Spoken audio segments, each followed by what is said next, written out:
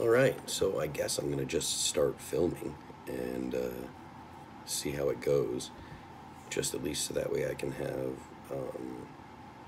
video to learn to edit on. It's kind of tough to edit if you don't have any video. So yeah, I mean, maybe we'll just go ahead and take a scroll through Twitter. How does that sound? Worldwide news. Steve Bannon planned to refute quotes by controversial author Michael Wolff. I don't think that that's any kind of surprise. I haven't really paid much attention to the Bannon ouster. So, I don't know.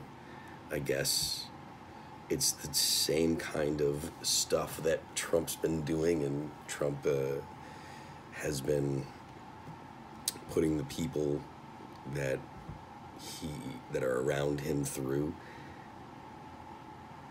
I guess it's kind of funny. I mean, if you're a person that hates Bannon and hates Trump, seeing this kind of turmoil has to be kind of a good thing, right? You know, just because it's bad. I mean, it's. I imagine people will consider this bad for the administration.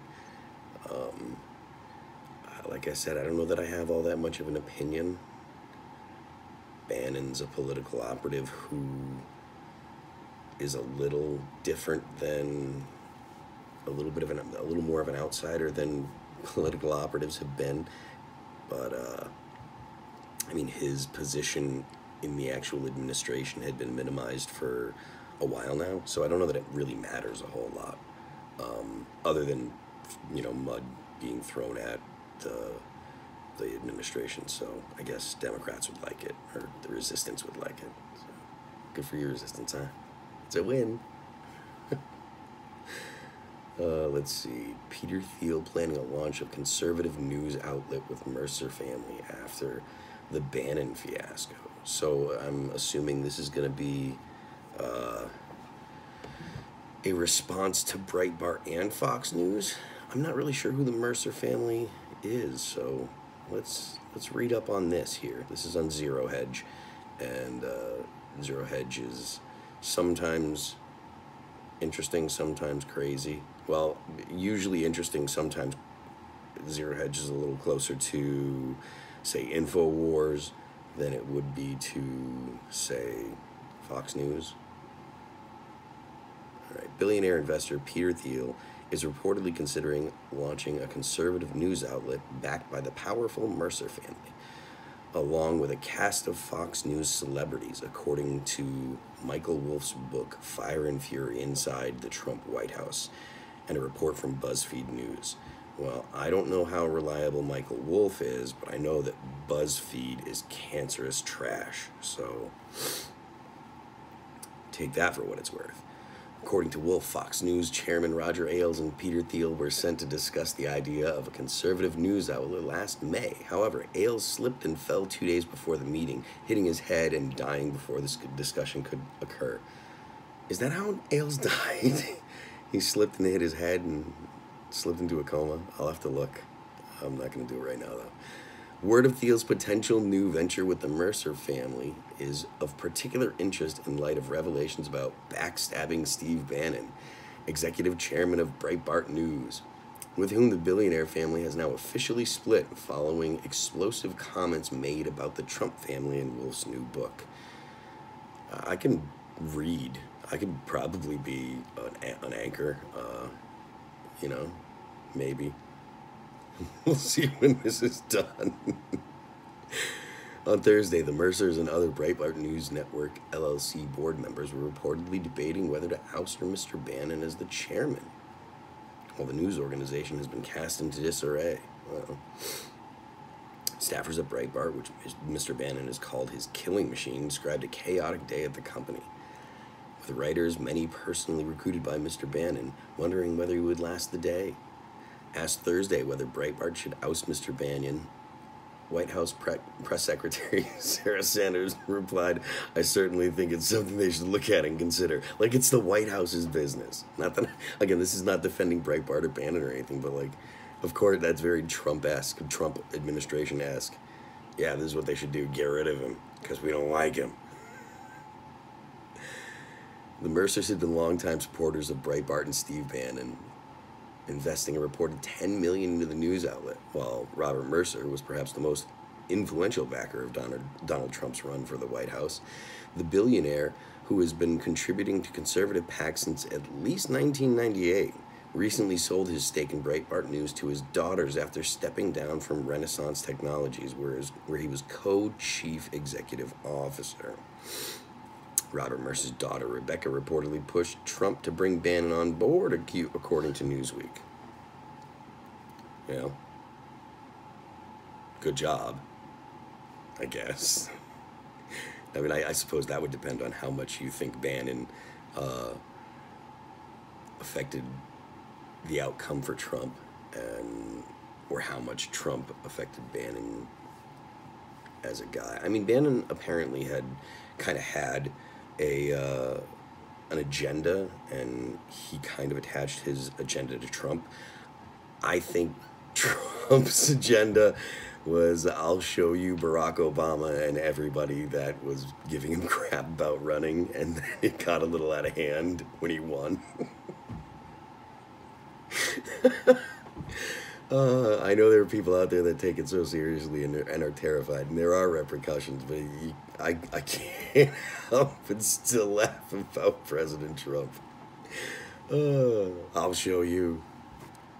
I mean, come on. The drop the mic moment when President Obama was like, at least I'll be a president. And then he wins. Oh, God, it's great. It's great. Okay, however, she also adds, there was no sign that the White House has succeeded in pushing... Wait a minute, did I jump? Yeah, it did. Okay. However, it appears that Rebecca has changed her tune, and according to Bloomberg reporter Jennifer Jacobs, Steve Bannon's main financial backer, conservative donor Rebecca Mercer, spoke with Trump today, I'm told, adding, she then issued a statement distancing herself from Bannon, a 1-2 gut punch for Bannon, as one White House official told me. Then Jen Jacobs, who is a blue check on Twitter, Steve Bannon's main financial backer, conservative donor Rebecca Mercer, spoke with Trump today, I'm told. She then issued a statement distancing herself from Bannon, a 1-2 gut... Oh, so that's exactly what the tweet was. However, she also adds that there was no sign that the White House had succeeded in pushing Bannon out of his leadership of the conservative Breitbart News website, and the insider said he was doing business as usual there on Thursday and showed no signs of leaving the organization. With Bannon on the outs and the Mercers reportedly in discussion with Peter Thiel over a conservative news network, one wonders how much longer Breitbart will remain relevant and funded, absent the ejection of the company's current chairman. So, Breitbart, that sucks. Sorry. I guess. Anything else interesting?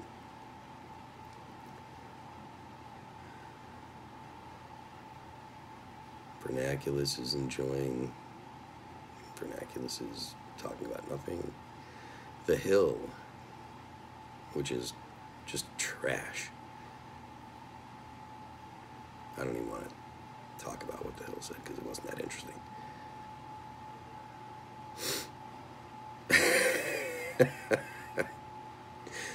The difference between using marijuana for recreation and for medicinal purposes, your personal intent. Hashtag AW. Armstrong Williams. I'm not sure who that is, but he's a blue check. And then some guy goes, the difference between using marijuana for recreation and for medicinal purposes, your own goddamn business, statist. That's my kind of dude. Like it's the government's business. But everything apparently has to be the government's business. Oh, you know what? I went through that whole thing and my heater was running and I probably should have turned it off. Huh. Like I said, this is an experiment, so we'll see how this goes.